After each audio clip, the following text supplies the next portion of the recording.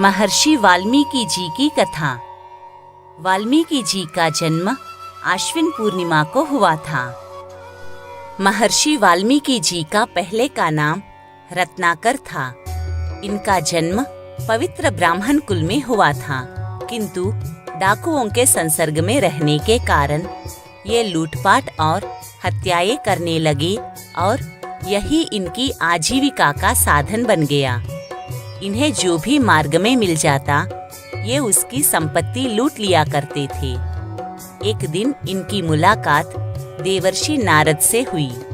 इन्होंने नारद जी से कहा कि तुम्हारे पास जो कुछ है उसे निकाल कर रख दो, नहीं तो जीवन से हाथ धोना पड़ेगा।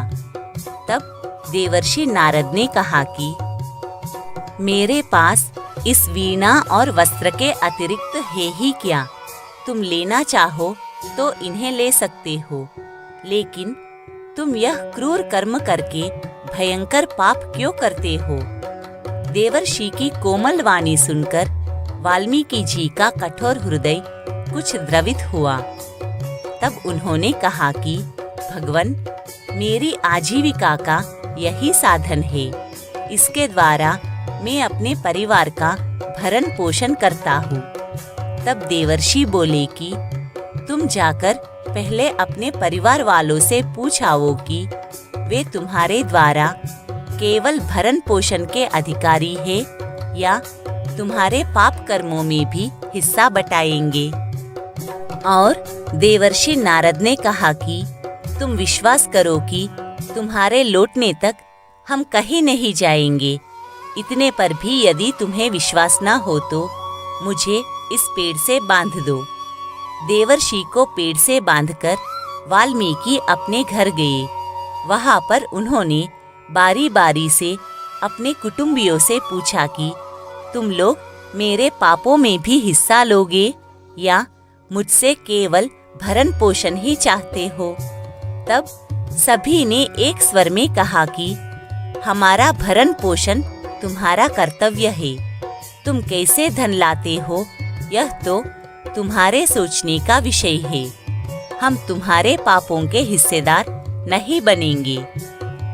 अपने कुटुंबियों की बात सुनकर वाल्मीकि जी के हृदय में आघात लगा।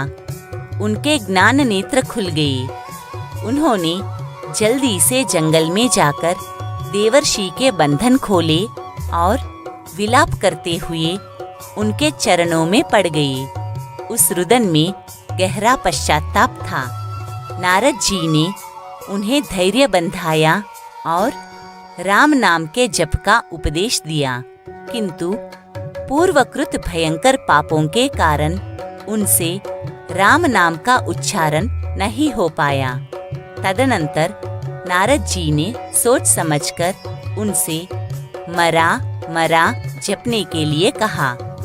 बार बार मरा मरा कहने से अपने आप राम राम का उच्चारण हो जाता है।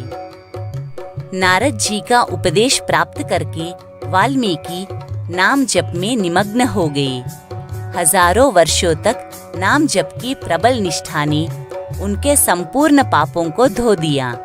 उनके शरीर पर दीमकों ने अपनी बाम्बी बना दी। दीमकों के घर को वल्मीक कहते हैं। उसमें रहने के कारण ही इनका नाम वाल्मीकि पड़ा। ये संसार में लौकिक छंदों के आदि कवि हुए। इन्होंने ही रामायण रूपी आदि काव्य की रचना की। वनवास के समय भगवान श्री राम ने स्वयं इन्हें दर्शन देकर कृतार्थ किया। सीता जी ने अपने वनवास का अंतिम काल इनके आश्रम पर व्यतीत किया। वहीं पर लव और कुश का जन्म हुआ। वाल्मीकि जी ने उन्हें रामायण का गान सिखाया।